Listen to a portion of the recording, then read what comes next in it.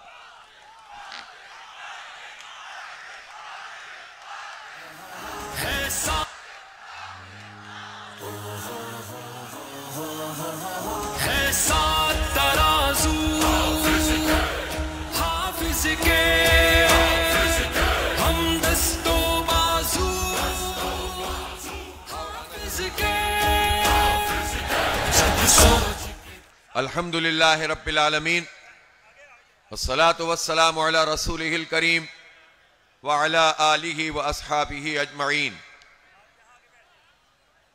यहां से अब कोई नहीं गुजरेगा। बिस्मिल्लाहिर रहमानिर रहीम। ला इक्राह फिद्दीन क़द तबय्यना ar-रुश्दु मिनल ग़य्य फमन यकफुर बित्ताग़ूति व यु'मिन बिल्लाहि फ़क़द इस्तमसक बिल उर्वतिल वुथक़ा लन फ़िसाम लहा वल्लाहु समीउन अलीम। सदक़ल्लाहुल अलीयुल अज़ीम। बिस्मिल्लाहिर रहमानिर रहीम। वज़्कुरू इज़ अंतुम क़लीलुम मुस्तज़अफ़ून फ़िल अर्ज़ तख़ाफ़ून अन यतख़त्तफ़कुमुन नासु फ़आवाकुम व अय्यदकुम बिनस्रिही व रज़क़कुम मिनत तय्यिबाति लअल्लकुम तशकुरून। या अय्युहल्लज़ीना आमनू ला तख़ूनुल्लाह वर रसूल व तख़ूनू अमानातिकुम व अंतुम तअलमून। सदक़ल्लाहुल अलीयुल अज़ीम।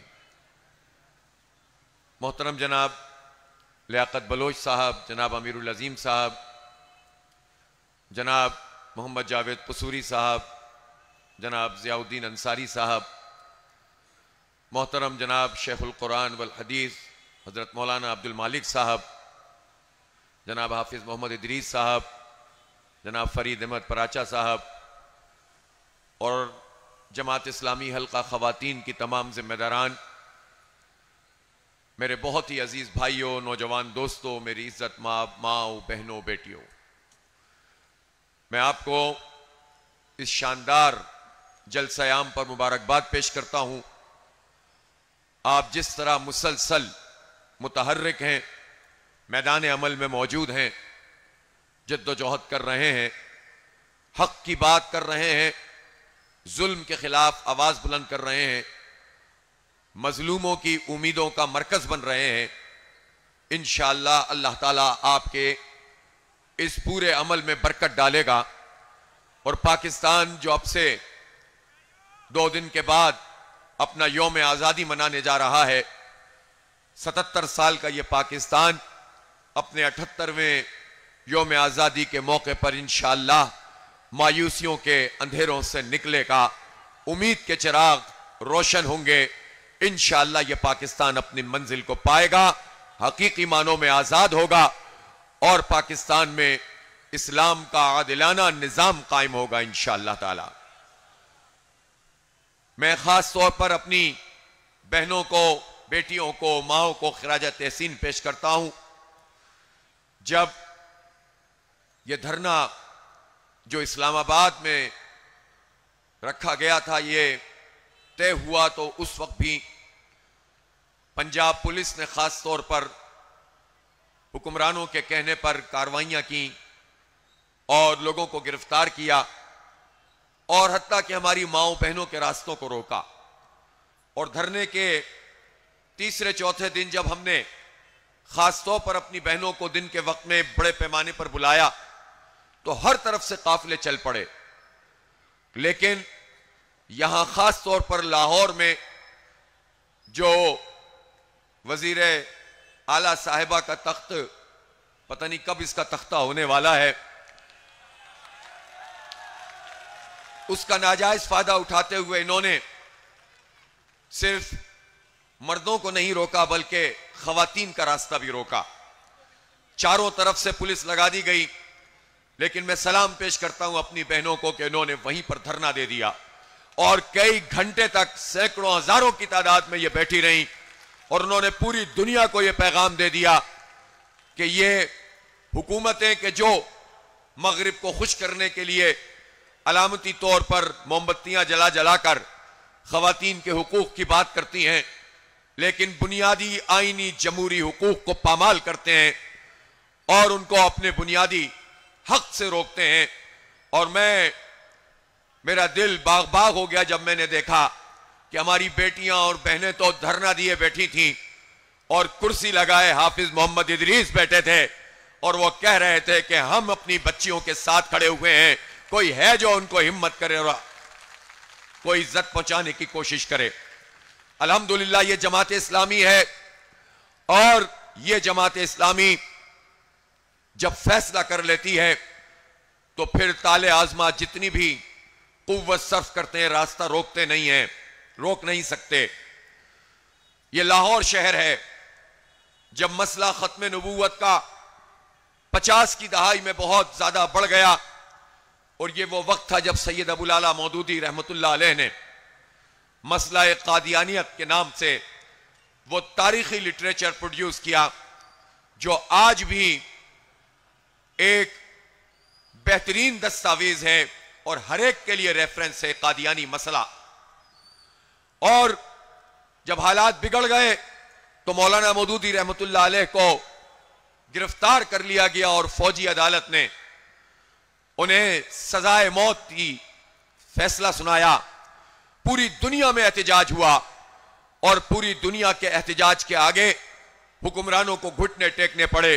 पहले उन्होंने सजाए मौत को उम्र कैद में बदला और फिर बिलाखिर उन्हें सैयद मौदूदी को, सैयद बादशाह को रिहा करना पड़ा। ये वो लाहौर है जो खत्म नबूवत का मसला हो तो उठकर खड़ा हो जाता है, पाकिस्तान के बका की कोई तहरीक हो तो उसमें पेश होता है। और जमात इस्लामी के अमीर की हैसियत से मैं आज ये बात बहुत वाज़ेह करना चाहता हूं कि ये लाहौर शहर वो शहर है और ये पंजाब वो पंजाब है जो सबसे ज्यादा इस बात का हौसला रखता है कि जो भी हक की बात करे, सच की बात करे, तो ये जुबान नहीं देखते, ये इलाका नहीं देखते, ये नस्ल नहीं देखते, ये हक देखते हैं, सच देखते हैं और साथ देने के लिए तैयार हो जाते हैं। मुझे जिस तरह से आप सब लोगों ने रिसीव किया, मैं अल्लाह ताला का शुक्र अदा करता हूं कि जमात इस्लामी एक ऐसी तहरीक है जिसने ये शऊर पूरी पाकिस्तानी कौम में पैदा किया है कि हम नस्लों और लिसानी बुनियादों पर और फिरकों और मसलकों की बुनियाद पर अपने आप को तकसीम नहीं कर सकते। हर एक को अपने मसलक पर अमल करने की आजादी भी होनी चाहिए और पसंद करने की आजादी भी होनी चाहिए। हर एक को अपनी जुबान, अपनी कौम, अपने कबीले से मोहब्बत करने का हक अल्लाह ताला देता है, इस पे कोई कदगन नहीं है। उनकी खिदमत करने का हक भी अल्लाह ताला देता है, उसमें कोई रुकावट नहीं है। लेकिन तासुबात, अपनी कौम से मोहब्बत की बुनियाद पर दूसरी कौम से नफरत करना और हक सच के बजाय गलत बात पर अपनी कौम की, अपने घर की, अपने भाई की, अपनी पार्टी की हिमायत करना, यह दर हकीकत असबियत है, जैसे रसूल पाक सल्लल्लाहु अलैहि वसल्लम ने अपने कदमों तले रोंदा था। इसलिए जमात इस्लामी सबको जोड़ती है, सबको एक करती है, सारे लोगों को अमन का, यकजहती का, इत्तेहाद का पैगाम देती है। और हम ये समझते हैं कि इस वक्त बलोचिस्तान के जो हालात हैं और वहां पर माएं, बहनें, बेटियां अपने हक की आवाज बुलंद कर रही हैं, और अगर वो ये कहती हैं कि हमारे प्यारों को वापस लाया जाए और जो लापता लोग हैं उनको वापस हमारे घरों में भेजा जाए, तो हम उनके इस मुतालबे की हिमायत करते हैं कि ये पाकिस्तान एक आइन के मुताबिक, दस्तूर के मुताबिक चल रहा है। इसमें किसी को यह इख्तियार नहीं है कि वो लोगों को लापता करे। हां, अगर कोई मुल्क दुश्मन सरगर्मियों में है, कोई जुर्म का मुर्तकिब होता है, कोई गलत रास्तों का मुसाफिर है, तो आइन किस लिए है, कानून किस लिए है, अदालत किस लिए है? आप पाकिस्तान के बाशिंदों से तो तवक्को रखें कि वो आइन की पाबंदी करेंगे, लेकिन जिनके पास इख्तियार हो और इख्तिदार हो, जिनके पास ताकत हो, जो कानून के रखवाले हो, वही कानून को पामाल करें, वही आइन को तोड़ें, वही दस्तूर की धज्जियां बिखेरने की कोशिश करें और इंसानों को लापता करें, तो ज्यादा जिम्मेदारी हुक्मरानों की होती है, जिनके पास इख्तियार भी होता है और जिनकी जिम्मेदारी होती है कि वो कानून पर अमल करें। इसलिए हम ये कहना चाहते हैं कि जब हुक्मरान तबका, जब मुल्क के इदारे कानून की पासदारी करेंगे, लोगों को सहूलत पहुंचाएंगे, लोगों के हुकूक उनको दहलीज पर देंगे, तो फिर किसी को यह मौका नहीं मिलेगा कि हालात का फायदा उठाते हुए पाकिस्तान में कौम परस्तियां और पाकिस्तान में तासुबात और पाकिस्तान में पाकिस्तान मुखालिफ कोई लहर चला सके। उसके लिए इस्लाह का अमल पहले जिम्मेदारान और हुक्मरानों को शुरू करना होगा, बाद में अवाम से तवक्को रखनी होगी। इसलिए बलोचिस्तान के हालात का सही अंदाजा किया जाए। मुल्क दुश्मन कुव्वतें पाकिस्तान तोड़ने की साजिश कर रही हैं। पाकिस्तान का बदतरीन दुश्मन अमेरिका है, जो मुसलमानों के खिलाफ हम देखते हैं कि इसराइल की सरपरस्ती कर रहा है। उसने इराक पर लाखों लोगों को लुक़्मा अजल बनाया, अफगानिस्तान को तहस नहस किया। इंसानियत का दुश्मन अमेरिका है, वो अमेरिका बलोचिस्तान में इन्फिल्ट्रेशन कर रहा है, हालात से फायदा उठाकर अपने पसंद के गिरोह खड़े करने की कोशिश कर रहा है। इसका एक ही तरीका है कि बलोच अवाम को उनके हुकूक दिए जाएं, बलोच खवातीन को इज्जत दी जाए, उनके प्यारे उनको वापस किए जाएं, उनसे एक ग्रेटर डायलॉग किया जाए। जमात इस्लामी इस सिलसिले में अपनी खिदमात पेश करती है। पाकिस्तान किसी तोड़ फोड़ का मुतहम्मिल नहीं हो सकता। हम खैबर पख्तूनख्वा में देख रहे हैं। मैं बहुत इस वक्त के हालात के मुताबिक अपने हुक्मरानों से और खास तौर पर इदारों से यह कहना चाहता हूं कि यह फतवेबाजी कब से शुरू हो गई है। जब कोई आदमी, जब कोई आलिम दीन खुद कानून में को हाथ में लेकर नाम नेहाद तरीके से फतवा देने लगता है, किसी को वाजिबुल कत्ल करार देने लगता है, तो सारे उलमाए हक खड़े हो जाते हैं। हम सब कहते हैं कि तरीका गलत है, कोई गलत है तो कानून और आइन के मुताबिक फैसला होना चाहिए। लेकिन यह इख्तियार पाकिस्तान के इदारों को किसने दे दिया कि वो जिसको चाहे कोई लक़ब देकर कार्रवाई शुरू कर दें? यह नहीं चलेगा, आपको रुजू करना पड़ेगा। आप चंद लोगों के लिए लेबल खवारिज का लगाकर कितने लोगों को इस दायरे में लाकर एक मजीद अफरा तफरी का सबब पैदा कर सकते हैं। यह ना कीजिए, इत्तिफाक राय पैदा कीजिए, उलमाए किराम की मदद लीजिए, सियासी लोगों को बिठाइए, मसाइल को हल कीजिए। और अगर हमारे पाकिस्तान में हमारे पड़ोस से कोई तखरीबकारी का अमल हो रहा है तो अफगानिस्तान की हुकूमत से अच्छे माहौल में गुफ्तगू करने की जरूरत है। और इसमें जो पार्टियां, उलमाए किराम की जो टीमें अपना किरदार अदा कर सकती हैं, वो पूरा किरदार अदा करने की जरूरत है। मैं अफगान तालिबान से भी तवक्को रखता हूं कि वो चंद वाकयात को बुनियाद बनाकर, माजी के कुछ तल्ख हकीकतों को सामने रखकर पूरी पाकिस्तानी कौम को अपना मुखालिफ ना करें। इस पाकिस्तानी कौम ने अफगान भाइयों को 40 साल तक अपने दिल में जगह दी है, अपनी मार्केटों में लाकर बिठाया है, अपने कारोबार में शिरकत करवाई है, अंसार होने का किरदार अदा किया है, इज्जत दी है और इज्जत ली है, जिहाद में हिस्सा डाला है, सब कुछ हमने किया है। लिहाजा अगर चंद लोगों ने चंद मुजाहिदीन को अमेरिका के हवाले किया, तो मैं अफगान तालिबान के जिम्मेदारान से कहना चाहता हूं कि जब जनरल मुशर्रफ ये काम कर रहा था तो पाकिस्तान के अवाम सड़कों पे थे। आप पंजाब की बात करते हैं, लाहौर की सड़कों पर लोग अफगान मुजाहिदीन और अफगान अवाम के साथ खड़े थे, अमेरिका की मजम्मत कर रहे थे। और जो सबसे पहले पाकिस्तान का जाली नारा लगाकर अमेरिका से डॉलर बटोरने वाला जर्नेल था, तो पेशावर में भी यह काम हो रहा था। और इसी तरह से लाहौर में भी, कराची में भी, कोयटा में भी हम सब उम्मत के साथ थे और चंद लोग किसी और के साथ थे। तो चंद लोगों की सजा पूरे पाकिस्तान को नहीं दी जा सकती। इसलिए हम अफगान तालिबान से कहते हैं कि जिम्मेदारी का मुजाहरा करते हुए डायलॉग के अमल को आगे बढ़ाया जाए। अफगानिस्तान की सरजमीन पाकिस्तान के खिलाफ दहशतगर्दी के लिए इस्तेमाल नहीं होनी चाहिए और पाकिस्तान भी किसी ऐसे ऑपरेशन का मुतहम्मिल नहीं हो सकता जिसमें गेहूं के साथ घुन भी पिस जाएं, जिसमें कोलेटरल डैमेज हो, जिसमें पाकिस्तान एक नए अजाब में मुब्तला हो जाए। खैबर पख्तूनख्वा और बिलखसूस उसके कबायली इलाके इस वक्त बदअमनी की लपेट में हैं। हमारे फौज के जवानों पर हमले हो रहे हैं। हम फौज के सिपाहियों और उनके अफसरान के साथ हैं जो पाकिस्तान की सरहदों की हिफाजत करते हैं। लेकिन हमें जिम्मेदारान से, फौज के और हुकूमत के जिम्मेदारान से यह तवक्को है कि इन हालात का बड़े दायरे में जाकर इदराक करना होगा। अपनी छोटी छोटी सोच को बड़ी सोच के खातिर कुर्बान करना होगा। पाकिस्तान को अमन चाहिए, खैबर पख्तूनख्वा को अमन चाहिए, कबायली अवाम को अमन चाहिए, इस पूरे खित्ते को अमन चाहिए।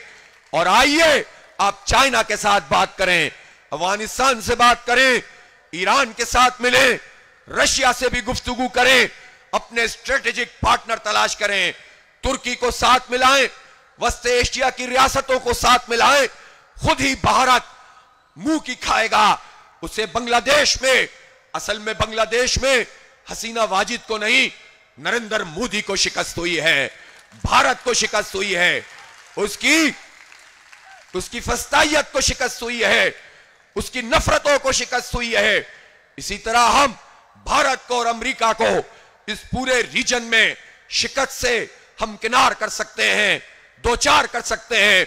लेकिन और इसमें अगर कोई लीडिंग रोल अदा कर सकता है तो वो पाकिस्तान है। पाकिस्तान की जियो स्ट्रेटेजिक पोजीशन वो पोजीशन है कि जिसमें वो सबसे इज्जत और वकार से बात कर सकता है। लेकिन अगर हुक्मरानों का रुझान यह हो जाएगा कि वो अपने आप को भिखारी समझने लगेंगे, वो कशकोल लेकर घूमते रहेंगे, खुद भी जाएंगे और आर्मी चीफ को भी ले जाएंगे, जगह जगह मांगते फिरेंगे, तो इस तरह तो पाकिस्तान की इज्जत और वकार में इजाफा नहीं होगा। बल्कि आपको अपने आप को मनवाना है तो फिर उसके लिए इक़दाम करने पड़ेंगे, कौम को एतमाद में लेना पड़ेगा, कौम से डायलॉग करना पड़ेगा और कौम के लिए वो कदम उठाने पड़ेंगे जो रिलीफ पहुंचाने के इक़दाम हैं। जब आप बिजली के बम लोगों पे गिराएंगे, जब आप टैक्सों की भरमार कर देंगे, जब आप तनख्वाहदार से ही सारे टैक्स वसूल करते रहेंगे, खाने पीने की चीजों पे टैक्स लगाएंगे, जब आप अपनी मराहत को नहीं छोड़ेंगे और अवाम से उनका खून और पसीने की कमाई को निचोड़ते रहेंगे, आईपीपीस का पेट भरते रहेंगे, तो कौन आपकी इज्जत करेगा? लोग कहते हैं कि चाइना, आईपीपीस चाइना की भी हैं। मैं यकीन से कहता हूं आप अपने मुल्क के उन लोगों की आईपीपीस जो आपके पसंद के लोग हैं, चाहे वो नून लीग के पसंद के हो, चाहे वो पीटीआई की पसंद के हो, चाहे वो पीपल्स पार्टी की पसंद के हो, हर हुकूमत में वो वुज़रा मौजूद रहे, वो मफाद परस्त मौजूद रहे, जिन्होंने IPPs का यह अज़ाब हमारे सरों पर मुसल्लत रखा है। कोई इसमें इस्तिस्नाई कैफियत में नहीं है। इसलिए हम ये देखते हैं कि जब आप अपनी IPPs को कंट्रोल नहीं करते, जब उनसे जाली मुआहदे करते हैं, जब कैपेसिटी पेमेंट इनको नाजायज तरीके से उनके पेटों में डालते हैं, हमसे बटोरते हैं, हम पर बिजली के बम गिराते हैं, तो फिर आप चाइना से क्या बात कर सकते हैं। इसलिए जमात इस्लामी ने कौम को शऊर दिया, जमात इस्लामी ने लोगों को बताया कि उनके हक पर किस तरह डाका मारा जा रहा है। यह बात हम पहले भी कर रहे थे, जब कोई नहीं सुनता था तो हम अपने हिस्से का फरीजा अंजाम दे रहे थे। लेकिन फिर जमात इस्लामी ने यह फैसला किया कि हम पूरी कुव्वत से पूरी कौम को साथ मिलाकर इस पर बात करेंगे। अभी तो हमने धरना दिया और 14 दिन का ही धरना था, यह पूरे पाकिस्तान की आवाज बन गया। अब बच्चे बच्चे को पता है कि IPPs वाले पाकिस्तान के दुश्मन हैं, पाकिस्तान के अवाम के दुश्मन हैं। ये क्रेडिट आपको जाता है, आपकी जिद्दोजहद को जाता है, आप हमारे कारकुनान को जाता है, धरनों के शुरका को जाता है कि जिन्होंने शऊर को परवान चढ़ाया है, पूरे मीडिया को इस्तेमाल किया है, सच और हक के लिए इस्तेमाल किया है। लेकिन मैं आप लोगों से यह बात कहना चाहता हूं कि अभी हम बहुत इब्तिदाई मराहिल में हैं। अभी शऊर की सतह बुलंद जरूर हुई है, हमदर्दी का इजहार जरूर हुआ है, लोगों ने आपकी हिमायत जरूर की है, लेकिन अभी बहुत काम बाकी है और लोगों को साथ मिलाकर चलाना बाकी है, सबको सड़कों पर लाना बाकी है, एक इनकलाब के धारे में बदलना बाकी है, नौजवानों में उमंग पैदा करना बाकी है, उनको इस पूरी तहरीक से जोड़ना और इसका हिस्सा बनाना, यह काम है जो अब जमात इस्लामी पूरे पाकिस्तान में करने जा रही है। इसलिए एक तरफ हमने उन सारी साजिशों को बेनकाब भी किया, नाकाम भी किया कि बिल्कुल इब्तिदाई मरहले में अगर हम तसादुम का रास्ता इख्तियार कर लेते, खबरें बन जाती, मीडिया पे शोर हो जाता, लेकिन IPP का इशू एक तरफ, बिजली का मामला दूसरी तरफ, पेट्रोल की कीमत तीसरी तरफ और तनख्वाहदार तबके का टैक्स किसी चौथी तरफ फेंक दिया जाता। सारी लड़ाई जमात इस्लामी और हुकूमत की होती, लोग जख्मी होते, शेलिंग होती, पुलिस से टकराव होता और टाए टाए फिश हो जाता। हमने इस साजिश को नाकाम किया, पुरअमन तरीके से धरना दिया और हमने 14 दिन में कम से कम 20 जलसा आम किए और ये जलसा आम कराची में भी हो रहे थे और रात को भी होते थे, खवातीन दिन में भी आ गई तो जलसा आम हो गया और ये एक जबरदस्त जहन साजी का अमल था। हुक्मरान मानने के लिए तैयार नहीं थे, उनको हमने बार बार मजबूर किया कि वो आए। कोई खुशी से हुक्मरान मुज़ाकरात नहीं करते, वो तो शुरू में कह रहे थे कि आओ और बैठो और चले जाओ। 2 बार पहले आए, फिर गायब हो गए, फिर आए, फिर आए और फिर आए और एक ऐसी दस्तावेज उनके दस्तखतों से बन गई है कि अब उन्हें हमने अल्हम्दुलिल्लाह अपनी गिरफ्त में ले लिया है। कोई अगर ये समझता हो कि यह मुआहिदा कागज का एक टुकड़ा है तो हम ये बता देना चाहते हैं कि यह आपने किसी और जमात से मुआहिदा नहीं किया है, यह मुआहिदा आपने जमात इस्लामी के साथ किया है और जमात इस्लामी मुआहिदे करना भी जानती है, मुआहिदों पे अमल करवाना भी जानती है। और जिस वक्त ये मुआहिदा हुआ था 45 दिन की बात हुई थी और आज 42 दिन बाकी रह गए हैं।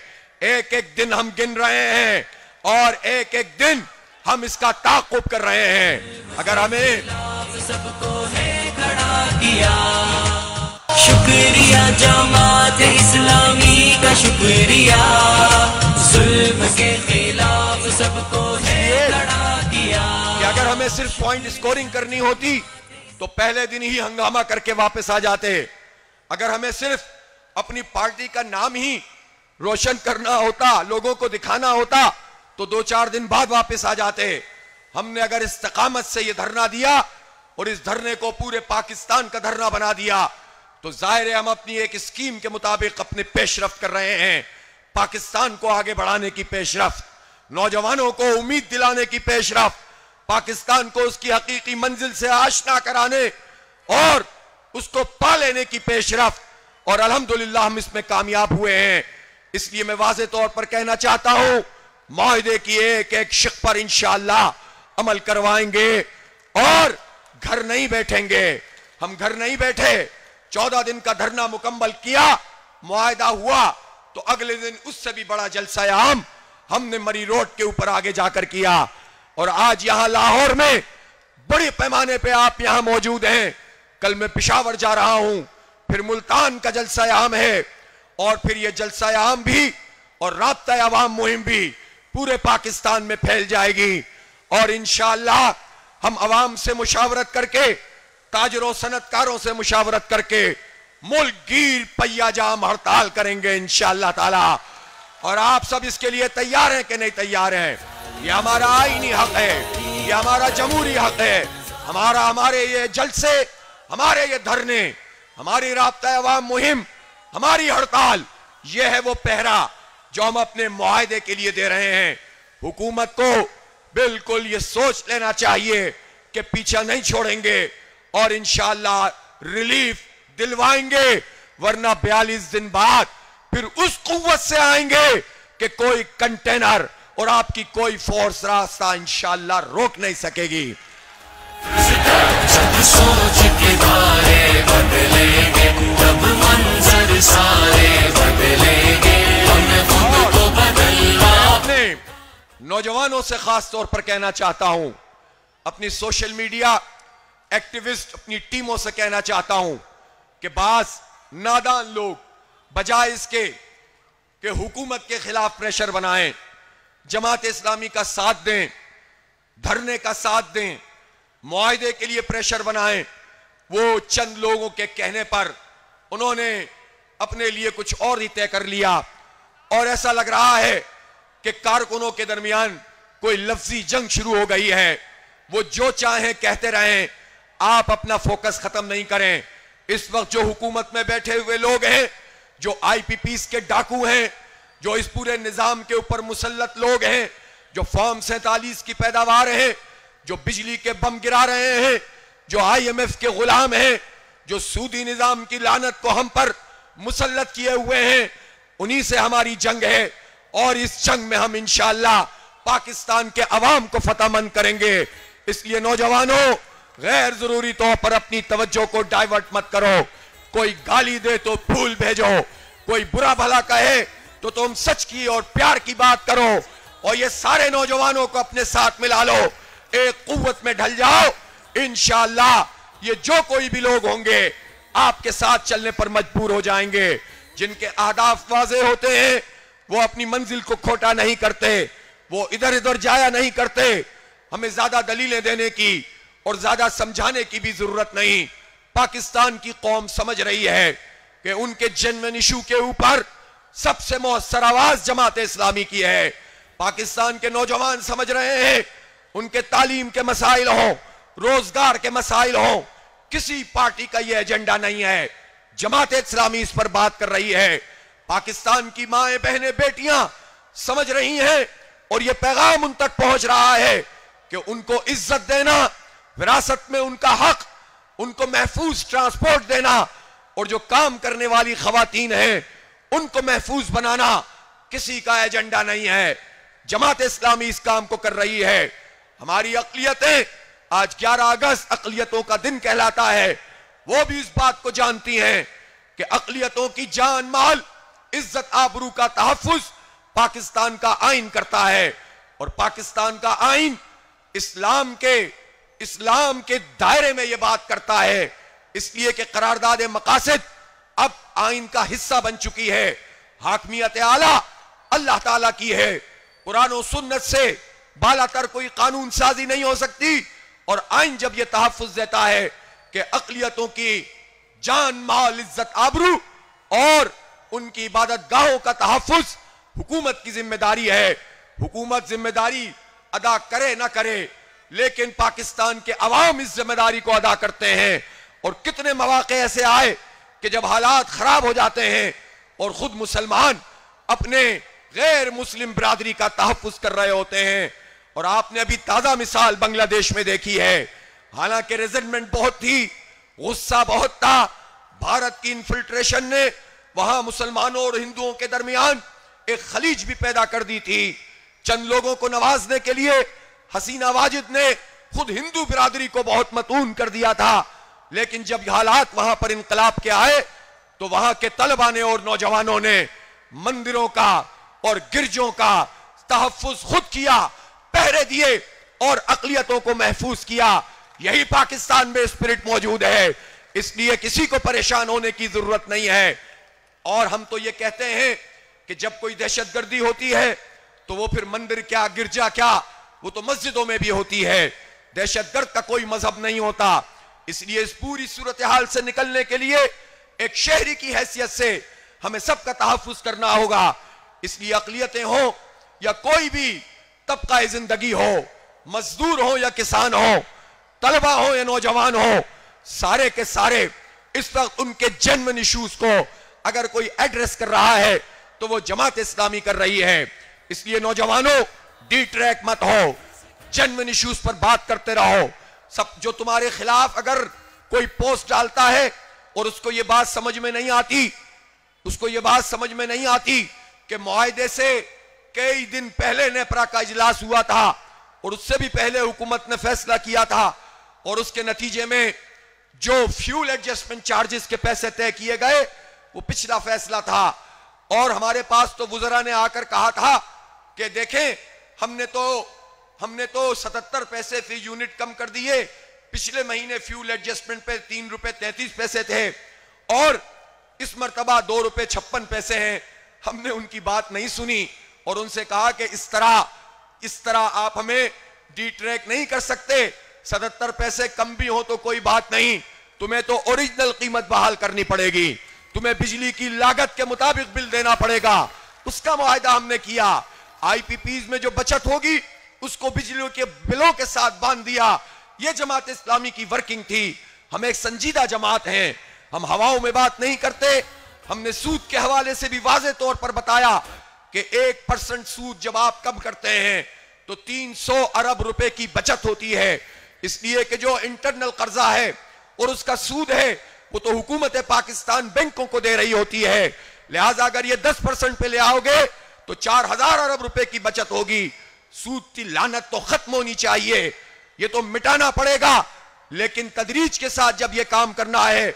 और फिर उन्होंने कहा कि बैंकों का रिजर्व रेशो है, तो जो मईशत को जानने वाले लोग हैं, जो बैंकारी निजाम से वाकिफ लोग हैं, हमने ये तजवीज किया है कि 5% जो रिजर्व रेशो है पहले मरहले में उसे 25% किया जाए। ये सारा मसला हल होना शुरू हो जाएगा। पूरा तरीक़ेकार हमारे पास मौजूद है। इसीलिए जो संजीदा एंकर्स हैं, जो संजीदा लोग हैं, मीडिया के वो दोस्त जो इस मुआहदे की डेप्थ में गए हैं, जो जमात इस्लामी के इस पूरे कंडक्ट से वाकिफ हैं, वो ये बता रहे हैं कि जमात इस्लामी का ये मुआहदा बड़ी अर्करेजी के बाद हुआ है, बहुत संजीदगी के साथ हुआ है। तमाम पहलुओं का अहाता किया गया है। मौजूदा हालात और उसकी जितनी भी गंभीरता है उसको भी देखा गया है और आगे के विजन के मुताबिक भी है। इसलिए कोई परेशानी की बात नहीं है, कोई पजमुर्दगी की बात नहीं है। 3 दिन पहले 45 दिन रह गए थे, आज 42 दिन रह गए हैं। अल्लाह आपको सबको जिंदगी दे, 42 दिन भी गुजर जाएंगे। अगर तो ये मान गए तो मान गए, अगर ये नहीं माने तो फिर इंशाअल्लाह 42 दिन के बाद हर रास्ता, हर काफिला इस्लामाबाद की तरफ होगा और फिर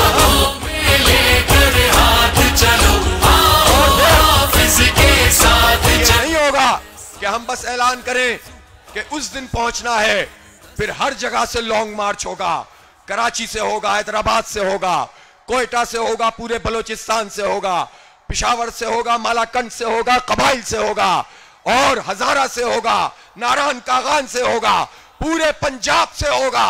सबको इंशाअल्लाह ताला हम अपने जलों में लेकर चलेंगे।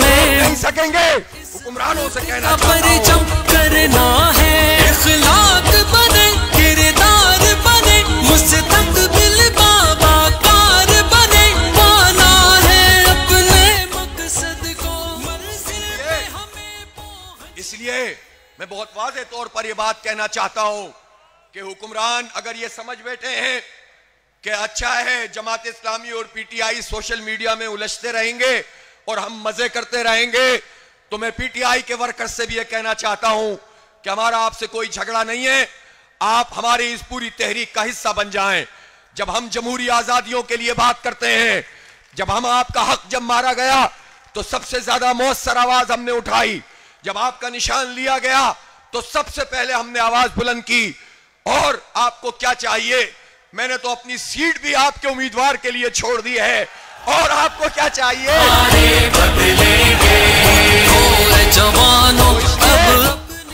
इसलिए नौजवानों, कोई आपको भी डिट्रैक कर रहा है, कोई है जो आपको भी इधर उधर कर रहा है, सब मिलकर एक कुव्वत में ढल जाओ।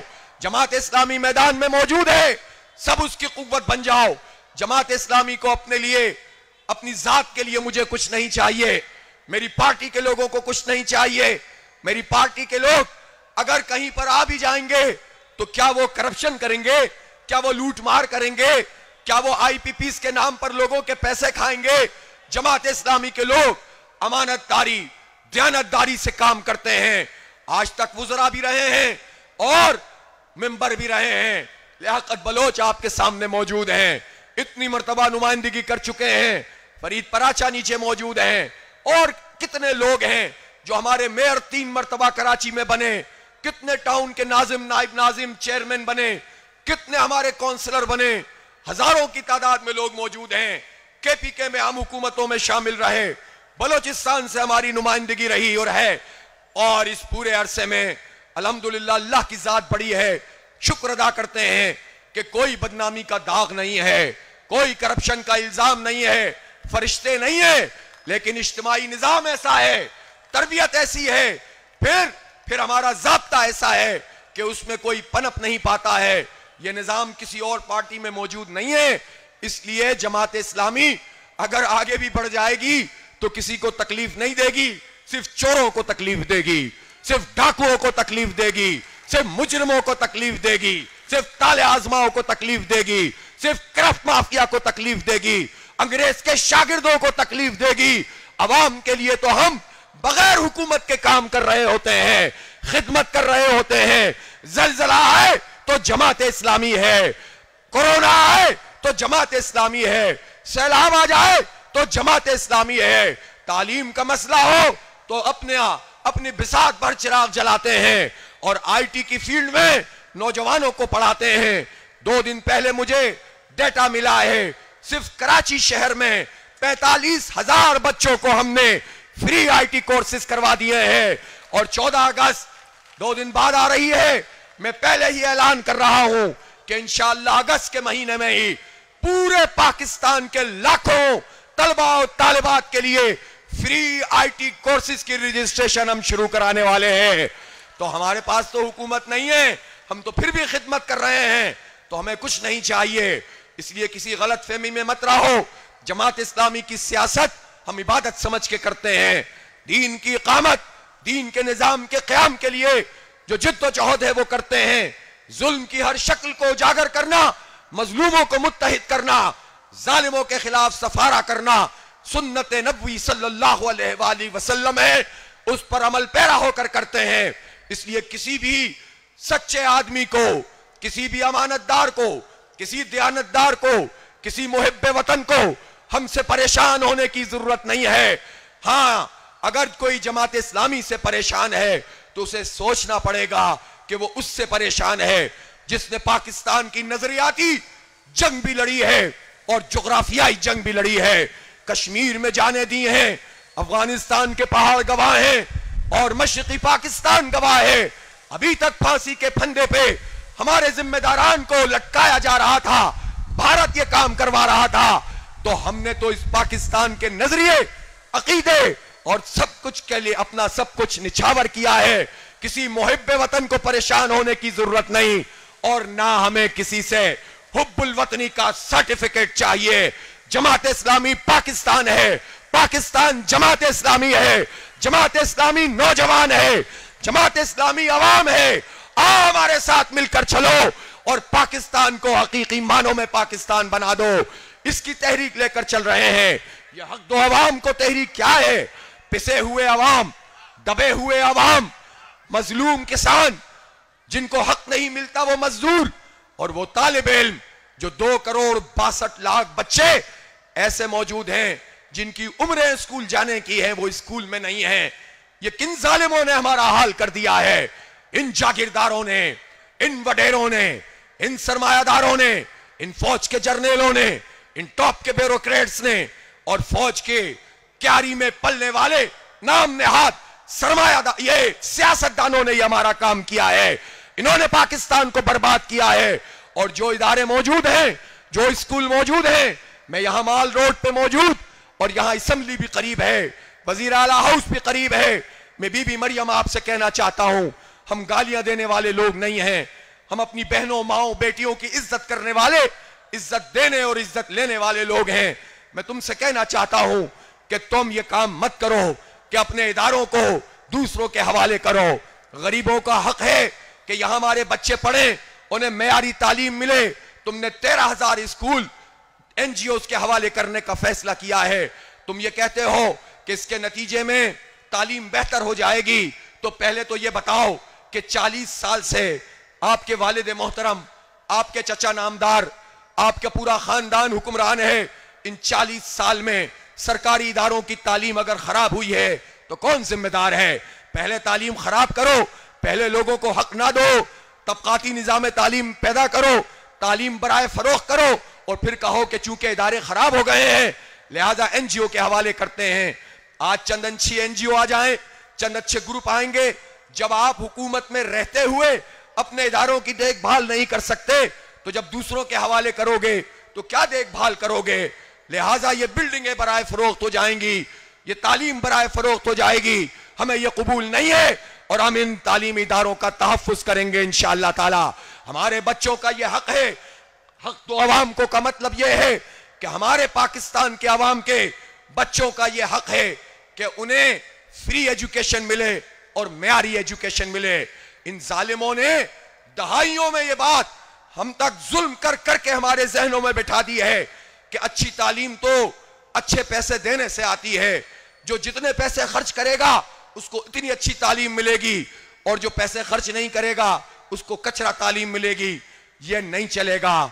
तुमने अगर बहुत मेहनत करके, जुल्म करके ये बात समझा दी है तो अब जमात इस्लामी एक एक बच्चे को ये बात समझा देगी कि तालीम हमारा हक है, मेयारी तालीम हमारा हक है, तबकाती तालीम नहीं चलेगी। एक निजाम, एक निसाब, एक जुबान, एक कौम बनेगी और तुम्हें यह हक हमें देना पड़ेगा। हमारी जामियात को तबाह मत करो। प्राइवेट सेक्टर तो अपने हिस्से का काम कर रहा है, तुम इसके मुकाबले में लाकर खड़ा ना करो। ये तुम्हारी नालायकियों की वजह से तालीम तिजारत बनी है। अगर तुम अपने हिस्से का काम कर रहे होते तो ये सारा तालीम का निजाम प्राइवेट सेक्टर में भी वक्फ पर चलता, जो 1400 साल की हमारी हिस्ट्री है। वक्फ का मतलब यह होता है कि लोग अपनी जायदादें तालीमी इदारों को दे देते हैं, लोग अपने डोनेशन तालीमी इदारों को दे देते हैं और तालीम का कोई पैसा चार्ज नहीं होता। लिहाजा मेयारी तालीम हमारा आईनी हक है, हमारा कानूनी हक है, हमारा इंसानी हक है और हम ये हक तुमसे छीनेंगे इंशाअल्लाह। अब तुम हमें इससे मजीद महरूम नहीं कर सकोगे। नौजवानों को उठाकर खड़ा कर देंगे, यूनिवर्सिटी के लोग निकलेंगे और अपने आने वाले नस्ल के लिए तहरीक चलाएंगे और तुम्हें झुकना पड़ेगा। इसलिए आग से मत खेलो और सीधे सीधे तरीके से हमें हक दो। हक दो अवाम को। तहरीक का मतलब यह है कि हमारी माओ बहनों के लिए वो कानून साजी की जाए और उस पर अमल दरामद करवाया जाए कि कोई अपनी कुव्वत और ताकत से और समाजी गिरफ्त से अपनी घर की औरतों को विरासत से महरूम ना कर सके। वो कानून साजी करेंगे इंशाअल्लाह। उसका वो दबाव पैदा करेंगे, वो प्रेशर डालेंगे कि कोई एमएनए हो या एमपीए, कोई जर्नल हो या ब्रिगेडियर या कर्नल, कोई ब्यूरोक्रेट किसी भी ग्रेड का हो, कोई असेंबली का मेंबर हो, कोई वजीर हो या मुशीर हो, कोई पब्लिक ऑफिस होल्ड करने वाला फर्द हो, वो अगर हमारी बहनों बेटियों को विरासत में हक नहीं देगा उस सीट पे नहीं रहेगा इंशाअल्लाह ताला। हम वे हक दो अवाम को का मतलब ये है कि हम अपनी बहनों को तहफ़्फ़ुज़ दें। रोजगार में जो लोग मजबूरी में जाकर जाना पड़ता है जिन्हें, उन्हें पूरा तहफ़्फ़ुज़ दिया जाए, मुलाजमाना हुकूक दिए जाएं। लाखों नहीं मिलियंस की तादाद में ठेकेदारी निजाम के तहत औरतें काम करती हैं। किसान बनकर खेतों में काम करती हैं, मुलाजिमाना हुकूक नहीं मिलते।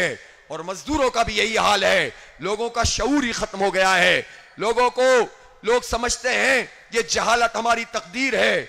लोग समझते हैं कि जो कुछ हमें थोड़ा सा मिल जाता है खैरात, ये हमारी तकदीर है। ये खैरात हमारी तकदीर नहीं है।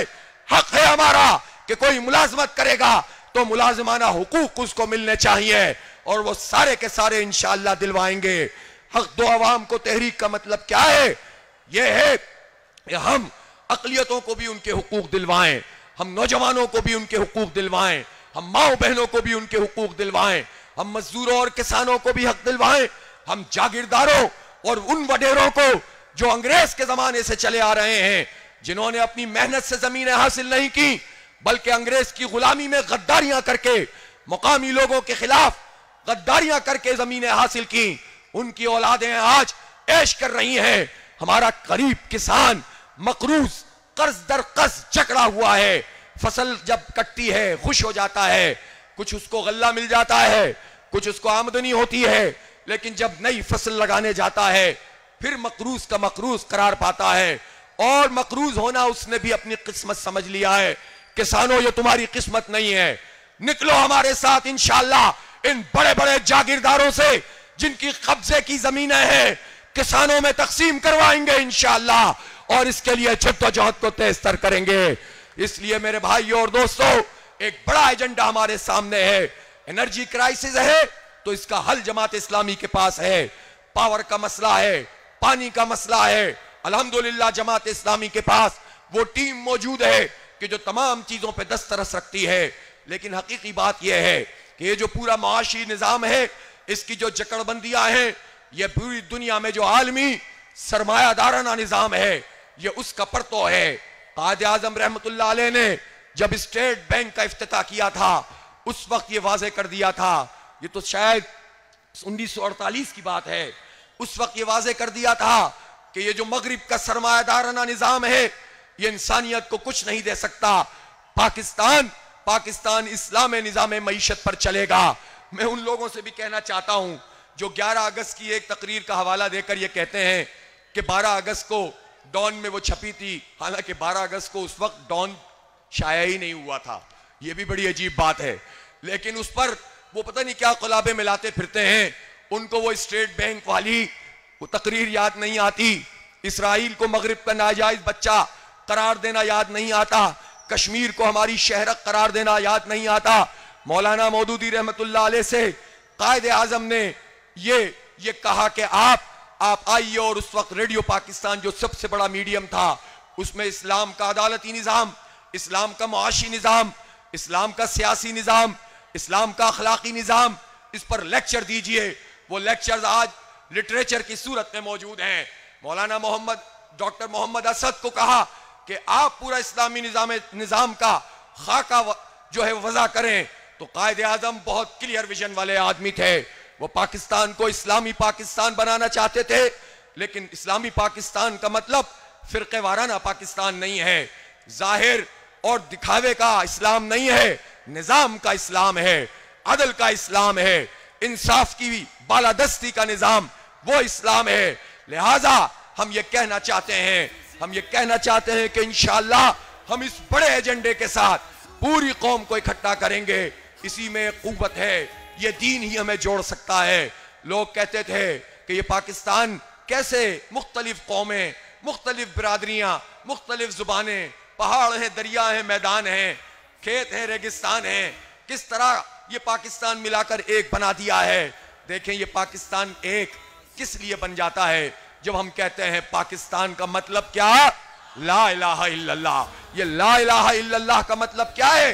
कि अल्लाह रब्बुल आलमीन है, वो इलाह है, वो बादशाह है, वो बादशाहों का बादशाह है, वो रब है, यानी पालता है, निगरानी करता है, रिज़्क़ मुहैया करता है।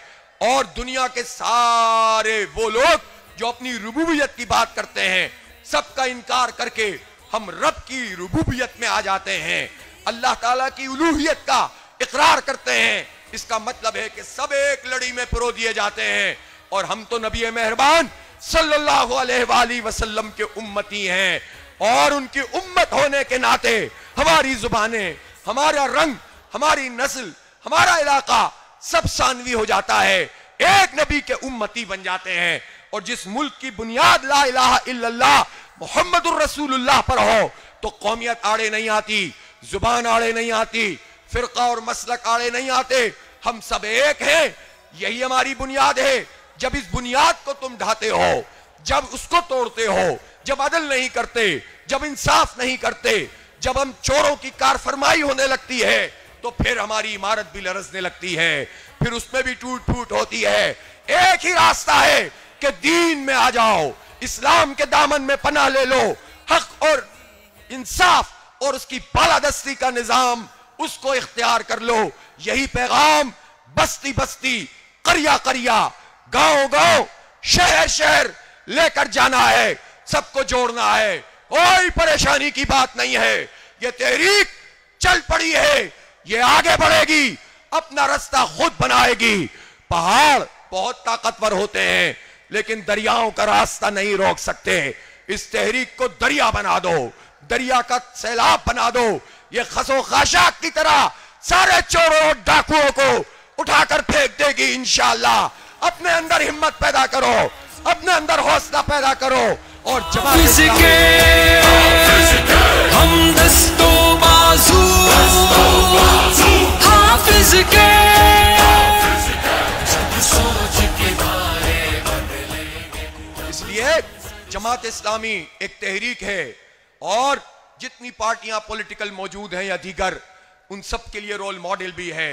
एक जमहूरी प्रोसेस है, एक मुशावरत का अमल है और उसमें क़यादत और कारकुन उसका जो ताल्लुक है वो ताल्लुक ऐसा जबरदस्त ताल्लुक है कि दो लोग जो सिर्फ आका और गुलाम के तौर पर पार्टियां चलाते हैं, खानदान जो वडेरों पर मुश्तमिल, जागीरदारों और सरमायादारों पर मुश्तमिल हो और पार्टी के सब लोगों को कमी कमीन समझते हैं, कहते नहीं है तो समझते यही हैं, और जो इस तरह चलाते हैं और इस तरह इन खानदानों से चलते हैं वो जमात इस्लामी को नहीं समझ सकते। जमात इस्लामी की बुनियाद में खौफ खुदा है, इल्म है, तकवा है, लिल्लाहियत है, तंजीम है, नज़्म ज़ब्त है, क़यादत पर एतमाद है, क़यादत का अपने कारकुनों पर एतमाद है, नज़्म ज़ब्त समाओतात का निज़ाम है, मुहासबा भी है तो उसका भी एक रास्ता और एक तरीका मौजूद है। यह प्यारी सी इज्तिमाइयत है, इसको क्यों महदूद करके रखा हुआ है?